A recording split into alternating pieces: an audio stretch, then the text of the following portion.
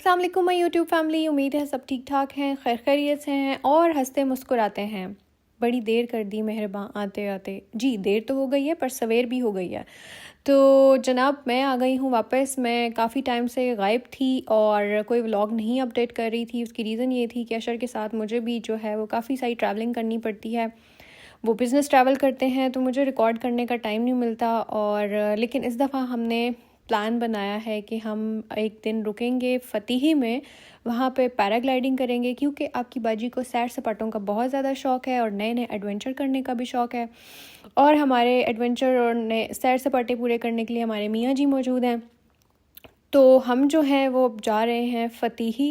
वहाँ पे अंतालिया में एक फ़ेमस स्पॉट है जहाँ पे उलूदनीज़ बीच उसका नाम है, जहाँ पे पैराग्लाइडिंग होती है। तो मौसम काफ़ी अच्छा था क्योंकि पैराग्लाइडिंग में आपको स्पेशली मौसम जो है वो देख के जाना चाहिए।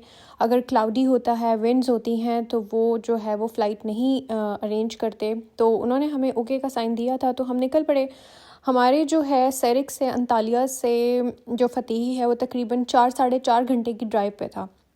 लेकिन समहाउ हम जो है वो जब फ़तीही के मेन सेंटर शहर से थोड़ा सा पीछे थे तो हमारे गूगल मैप ने कोई गलती की या हमसे कोई गलती हुई तो हम थोड़ा सा रास्ता भूल गए थे।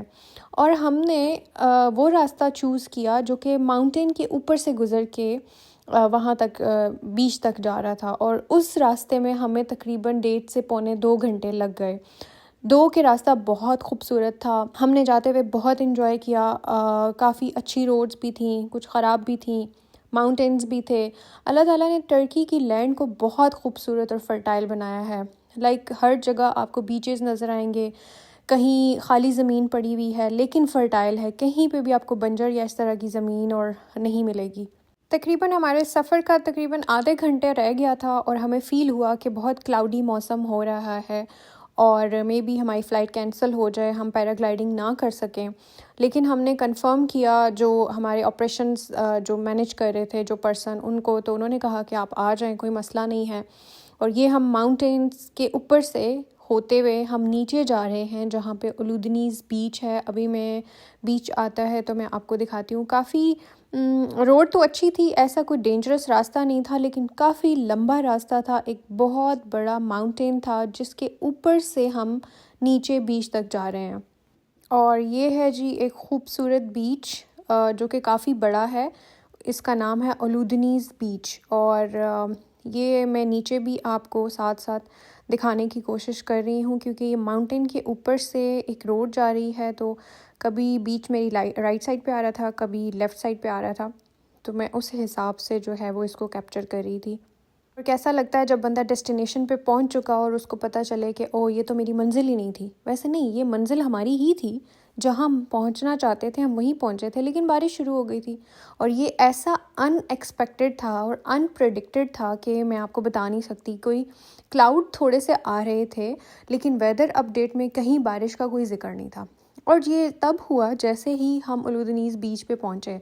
और अभी हमने सांस ही नहीं लिया था, हम जस्ट अपने जो जो मैनेज कर रहे थे जो पर्सन्स, हम उनको ढूंढ रहे थे। और जैसे ही वो हमें मिले तो उन्होंने कहा जी फ़्लाइट सारी कैंसिल हो चुकी हैं क्योंकि विंड्स आ रही हैं, बारिश स्टार्ट हो गई है हल्की हल्की, तो अब हम इस ऑपरेशन को मैनेज नहीं कर सकते। यहाँ पे अशर भालू बने हुए थे अपनी रेन जैकेट पहन के और मैं जो है वो वीडियोस बना रही थी।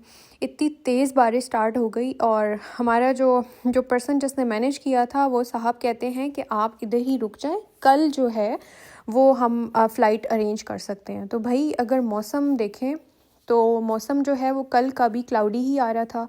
हमारा प्लान था कि हम एक दिन रुकें, लेकिन क्योंकि मौसम क्लाउडी था हम नेक्स्ट डे भी पैराग्लाइडिंग नहीं कर सकते थे। तो मरते क्या ना करते फिर हमने कहा चलो जो है वो ही अच्छा है, हम यहाँ पे ही घूम फिर लेते हैं बारिश में।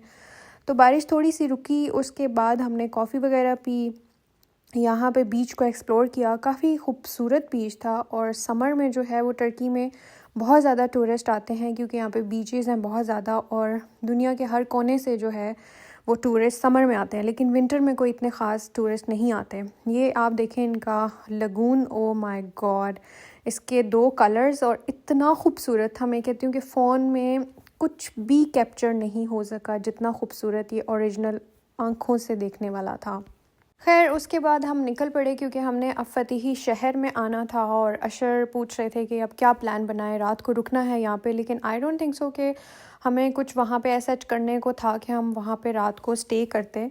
हमने फाइनली एक जगह डिसाइड की जहाँ पे हमने खाना खाना था और हम वहाँ पहुँचे, हमने खाना ऑर्डर किया, खाया और प्लान बनाया कि हमें वापस निकलना चाहिए। शाम के 4 बज रहे थे और 4.5 घंटे की ड्राइव थी, तो आई थिंक हमने यही सोचा कि हमें वापस जाना चाहिए क्योंकि वहाँ पे रुकने का कोई फ़ायदा नहीं था, क्योंकि नेक्स्ट डे भी हम पैराग्लाइडिंग नहीं कर सकते थे।